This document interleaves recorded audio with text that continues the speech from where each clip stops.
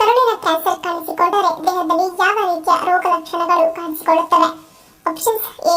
ಮಲಬದ್ಧತೆ, ಬಿ. ಮಲದಲ್ಲಿ ರಕ್ತ, ಸಿ. ಹೊಟ್ಟೆ ನೋವು, ಡಿ. ಆಯಾಸ.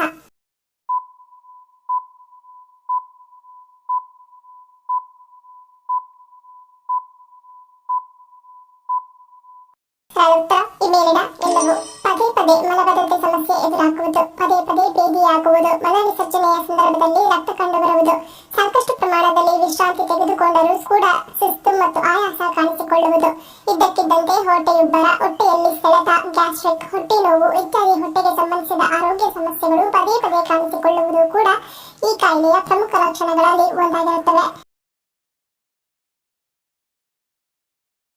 ವಿಶ್ವದ ಅತಿ ದೊಡ್ಡ ಸೇತುವೆ ಯಾವ ದೇಶದಲ್ಲಿದೆ?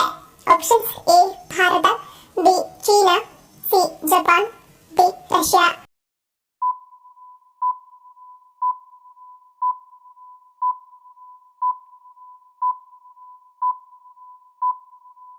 ಉತ್ತರ ಆಪ್ಷನ್ ಡಿ. ಚೀನಾ. ಚೀನಾದ ದನ್ಯಾಂಗ್ ಕೃಷ್ಣನ್ ಗ್ರ್ಯಾಂಡ್ ಸೇತುವೆ ವಿಶ್ವದ ಅತಿ ದೊಡ್ಡ ಸೇತುವೆಯಾಗಿದೆ. ಇದು 164.8 ಕಿಲೋಮೀಟರ್ ಉದ್ದವಾಗಿದೆ. ಈ ಸೇತುವೆಯು ಬೀಜಿಂಗ್ ಶಾಂಘೈ ಹೈ ಸ್ಪೀಡ್ ರೈಲ್ವೆಯ ಭಾಗವಾಗಿದೆ. ಇದು ಜನರು ದೊಡ್ಡ ನಗರಗಳ ನಡುವೆ ತ್ವರಿತವಾಗಿ ಪ್ರಯಾಣಿಸಲು ಸಹಾಯ ಮಾಡುತ್ತದೆ. ಈ ಸೇತುವೆಯನ್ನು 4 ವರ್ಷಗಳಲ್ಲಿ ನಿರ್ಮಿಸಲಾಯಿತು ಮತ್ತು 2011ರಲ್ಲಿ ತೆರೆಯಲಾಯಿತು. ನಡೆಯಬೇಕಾದರೆ ಮಂಡಿಯಲ್ಲಿ ಕಟ್ ಕಟ್ ಎನ್ನುವ ಶಬ್ದ ಬರಲು ಕಾರಣವೇನು? Options: A. ಘರ್ಷಣೆ, ಬಿ. ಗ್ಯಾಸ್ ಗುಳ್ಳೆ, ಸಿ. ಮೂಳೆ ಸವೆತ, ಡಿ. ಮೇಲಿನ ಎಲ್ಲವೂ.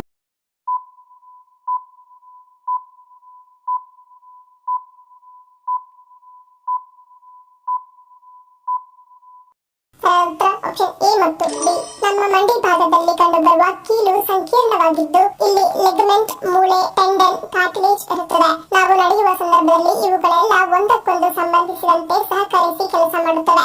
ಇಲ್ಲಿ ನಡೆಯುವ ಅಸಮತೋಲನ ಮಂಡಿಗಳ ಭಾಗದಲ್ಲಿ ಕಟ್ ಕಟ್ ಎನ್ನುವ ಶಬ್ದ ಬರುವಂತೆ ಮಾಡುತ್ತವೆ.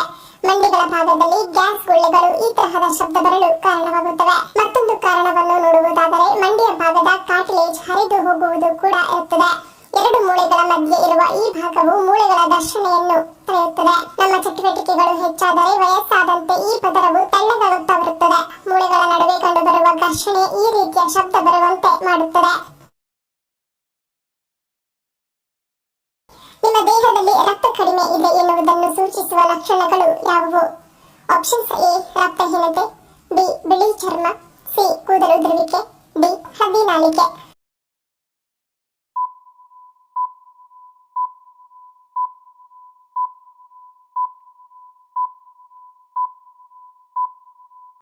ಉತ್ತರ ಆಪ್ಷನ್ ಎ. ರಕ್ತಹೀನತೆ. ದೇಹದಲ್ಲಿ ಕೆಂಪು ರಕ್ತ ಕಣಗಳ ಕೊರತೆಯಿಂದ ರಕ್ತಹೀನತೆ ಉಂಟಾಗುತ್ತದೆ. ಈ ಜೀವಕೋಶಗಳು ನಮ್ಮ ಶ್ವಾಸಕೋಶದಿಂದ ಆಮ್ಲಜನಕವನ್ನು ತೆಗೆದುಕೊಂಡು ದೇಹದ ಉಳಿದ ಭಾಗಗಳಿಗೆ ತಲುಪಿಸುತ್ತವೆ. ಕೆಂಪು ರಕ್ತ ಕಣಗಳ ಸಂಖ್ಯೆ ಕಡಿಮೆಯಾದಾಗ ದೇಹದ ಭಾಗಗಳಿಗೆ ಸಾಕಷ್ಟು ಆಮ್ಲಜನಕ ಸಿಗುವುದಿಲ್ಲ. ಇದರಿಂದಾಗಿ ಅನೇಕ ರೀತಿಯ ಸಮಸ್ಯೆಗಳು ಪ್ರಾರಂಭವಾಗಬಹುದು. ಅದರಲ್ಲಿ ಆಯಾಸ ಮತ್ತು ದೌರ್ಬಲ್ಯ ಇದು ರಕ್ತಹೀನತೆಯ ಅತ್ಯಂತ ಸಾಮಾನ್ಯ ಲಕ್ಷಣವಾಗಿದೆ. ಯಾವುದೇ ನಿರ್ದಿಷ್ಟ ಕಾರಣವಿಲ್ಲದೆ ನೀವು ಯಾವಾಗಲೂ ದಣಿದಿದ್ದರೆ ಮತ್ತು ದೈನಂದಿನ ಕೆಲಸಗಳನ್ನು ಮಾಡಲು ಕಷ್ಟಪಡುತ್ತಿದ್ದರೆ ಅದು ರಕ್ತಹೀನತೆಯ ಸಂಕೇತವಾಗಿರುತ್ತದೆ. ಮೆದುಳು ಸರಿಯಾಗಿ ಕಾರ್ಯನಿರ್ವಹಿಸಲು ಸಾಕಷ್ಟು ಆಮ್ಲಜನಕದ ಅಗತ್ಯವಿದೆ. ರಕ್ತಹೀನತೆಯು ತಲೆನೋವು, ತಲೆತಿರುಗುವಿಕೆ ಮತ್ತು ಗಮನ ಕೇಂದ್ರೀಕರಿಸುವಲ್ಲಿ ತೊಂದರೆಗೆ ಕಾರಣವಾಗಬಹುದು.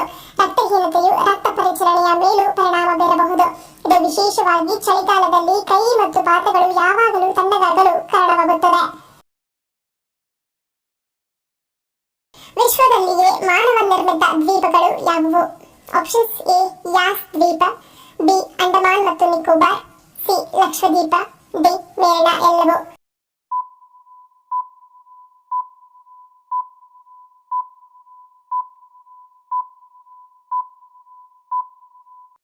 ಉತ್ತರ ಆಪ್ಷನ್ ಎ. ಯಾಸ್ ದ್ವೀಪ. ವಿಶ್ವದಲ್ಲಿ ಒಟ್ಟು 5 ಮಾನವ ನಿರ್ಮಿತ ದ್ವೀಪಗಳಿವೆ. ಅವುಗಳಲ್ಲಿ ಒಂದು ಯಾಸ್ ದ್ವೀಪ. ಯುನೈಟೆಡ್ ಅರಬ್ ಎಮಿರೇಟ್ಸ್ ನಲ್ಲಿ ಮಾನವ ನಿರ್ಮಿತವಾದ ಅದ್ಭುತ ದ್ವೀಪವೇ ಈ ಯಾಸ್ ದ್ವೀಪ. ಇದು ಮನರಂಜನೆ ಇಷ್ಟಪಡುವವರ ಸ್ವರ್ಗವಾಗಿದೆ. ಐಷಾರಾಮಿತನವನ್ನು ಸಾಟಿ ಇಲ್ಲದೆ ಅನುಭವಿಸಬಹುದು. ಇಲ್ಲಿ ಸ್ಟೈಲಿಶ್ ಕೆಫೆಗಳು ಮತ್ತು ಮೈಕಲಿನ್ ನಕ್ಷತ್ರ ಹಾಕಿದ ತಿನಿಸುಗಳಂತಹ ಉನ್ನತ ಮಟ್ಟದ ಊಟದ ಆಯ್ಕೆಗಳ ಸಂಗ್ರಹವಿದ್ದು ದ್ವೀಪವು ಹಲವಾರು ಇತರ ಐಷಾರಾಮಿ ರೆಸಾರ್ಟ್ಗಳಿಂದ ತುಂಬಿದೆ. ಇನ್ನು ಇನ್ನಿತರ ಮಾನವ ನಿರ್ಮಿತ ದ್ವೀಪಗಳು ಎಂದರೆ ಅವು ಎಕೋ ಅಟ್ಲಾಂಟಿಕ್, ಇದು ನೈಜೀರಿಯಾದಲ್ಲಿದೆ, ಮತ್ತು ಫಾರ್ಮ್ ಕಾಮ್ ಜುಮೇರಾ ಇದು ದುಬೈಯಲ್ಲಿದೆ. ಫೆಬರ್ ಹೋಮ್ ಇದು ಡೆನ್ಮಾರ್ಕ್ ನಲ್ಲಿರುವ ದ್ವೀಪವಾಗಿದ್ದು, ಇನ್ನು ಕೊನೆಯದಾಗಿ ದಿ ಪರ್ಲ್ ದೋಹಾ ಇದು ಕತಾರ್ನಲ್ಲಿ ಕಂಡುಬರುತ್ತದೆ. ಅಸ್ತಮಾ ಸಮಸ್ಯೆ ಇದ್ದಕ್ಕಿದ್ದಂತೆ ರಾತ್ರಿ ಸಮಯದಲ್ಲಿ ಹೆಚ್ಚಾಗಲು ಕಾರಣವೇನು? ಆಪ್ಷನ್ಸ್ ಎ ಹಾರ್ಮೋನ್, ಬಿ ಆಹಾರ ಪದ್ಧತಿ, ಸಿ ರಕ್ತ ಪರಿಚಲನೆ, ಡಿ ಫ್ಯಾನ್ ಗಾಳಿ.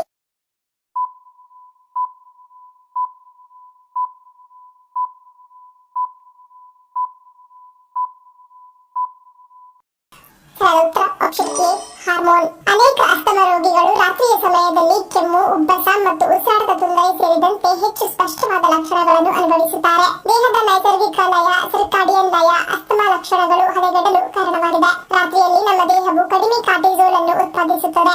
ಇದು ನೈಸರ್ಗಿಕವಾಗಿ ಉರಿಯೂತವನ್ನು ಸಮತೋಲನಗೊಳಿಸುವ ಹಾರ್ಮೋನ್ ಆಗಿದೆ. ಕಡಿಮೆ ಕಾರ್ಟಿಸೋಲ್ ಮಟ್ಟಗಳು ವಾಯು ಮಾರ್ಗಗಳಲ್ಲಿ ಉರಿಯೂತವನ್ನು ಹೆಚ್ಚಿಸಲು ಅವಕಾಶ ಮಾಡಿಕೊಡಬಹುದು.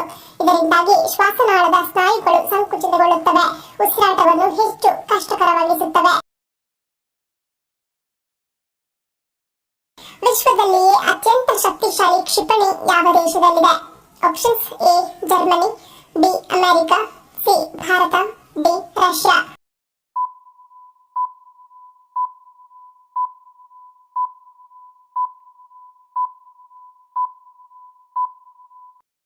Option D Russia. ಕ್ಷಿಪಣಿಗಳ ವಿಷಯದಲ್ಲಿ RS-28 ಸಮರ್ಥ್ ಕ್ಷಿಪಣಿಯನ್ನು ವಿಶ್ವದ ಅತ್ಯಂತ ಅಪಾಯಕಾರಿ ಕ್ಷಿಪಣಿ ಎಂದು ಪರಿಗಣಿಸಲಾಗಿದೆ. ಇದನ್ನು ಸೈತಾನ್ ಎಂದು ಕೂಡ ಕರೆಯುತ್ತಾರೆ. ಈ ಕ್ಷಿಪಣಿಯನ್ನು ರಷ್ಯಾ ತಯಾರಿಸಿ ಅಭಿವೃದ್ಧಿಪಡಿಸಿದೆ. ಈ ಕ್ಷಿಪಣಿ 18,000 ಕಿಲೋಮೀಟರ್ ದೂರದ ಗುರಿಯನ್ನು ನಿಖರವಾಗಿ ಒಡೆಯಬಲ್ಲದು. ಇದರರ್ಥ ರಷ್ಯಾ ಬಯಸಿದರೆ ಅಲ್ಲಿಂದ ವಿಶ್ವದ ಯಾವುದೇ ಭಾಗದ ಮೇಲೆ ದಾಳಿ ಮಾಡಬಹುದು. ಇದರ ಒಟ್ಟು ತೂಕ 208 ಟನ್ಗಳು. MIRV ತಂತ್ರಜ್ಞಾನವನ್ನು ಬಳಸಿಕೊಂಡು 35 ಮೀಟರ್ ಉದ್ದವಿರುವಂತೆ ವಿನ್ಯಾಸಗೊಳಿಸಲಾಗಿದೆ. ಇನ್ನು ಈ ಕ್ಷಿಪಣಿಯ ಬೆಲೆ ಅಮೆರಿಕನ್ ಡಾಲರ್ಗಳಲ್ಲಿ $35 ಮಿಲಿಯನ್. ಭಾರತೀಯ ಕರೆನ್ಸಿಯಲ್ಲಿ ಇದರ ಮೌಲ್ಯ 290 ಕೋಟಿ ರೂಪಾಯಿಗಳಿಗಿಂತ ಹೆಚ್ಚು. ಪುರುಷರು ಪ್ರತಿದಿನ ಬೇಯಿಸಿದ ಮೊಟ್ಟೆ ತಿನ್ನಬೇಕು ಎನ್ನಲು ಕಾರಣವೇನು? ಆಪ್ಷನ್ಸ್ ಎ ಪ್ರಾಣ ಹೆಚ್ಚಾಗಲು, ಬಿ ಹಾರ್ಮೋನ್ ಉತ್ಪಾದನೆ, ಸಿ ಸ್ನಾಯು ಬೆಳವಣಿಗೆ, ಡಿ ಮೇಲಿನ ಎಲ್ಲವೂ.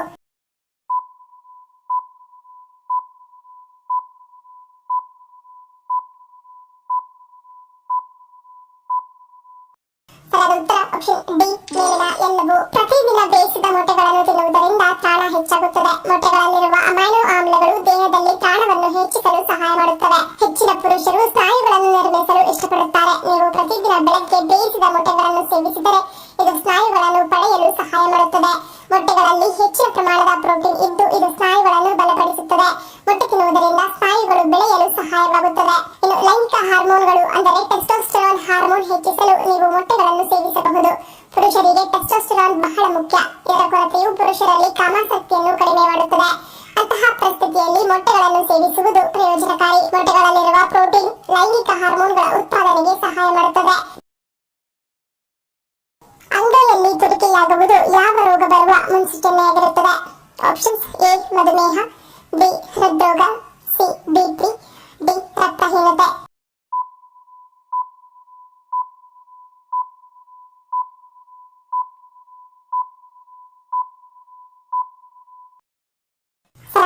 ಆಪ್ಷನ್ ಎ ಮಧುಮೇಹ.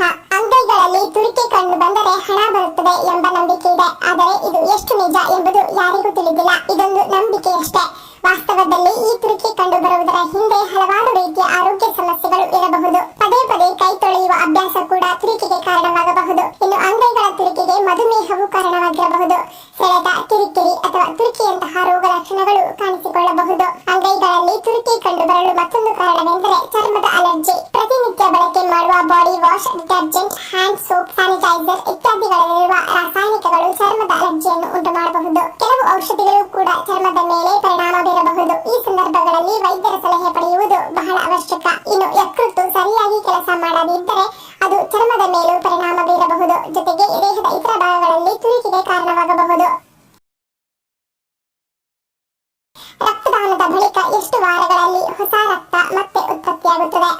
Options A 4, B 8, C 12, D 16.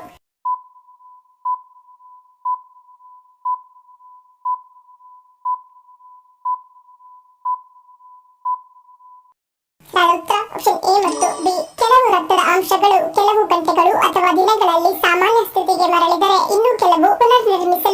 ಸಮಯ ತೆಗೆದುಕೊಳ್ಳುತ್ತದೆ.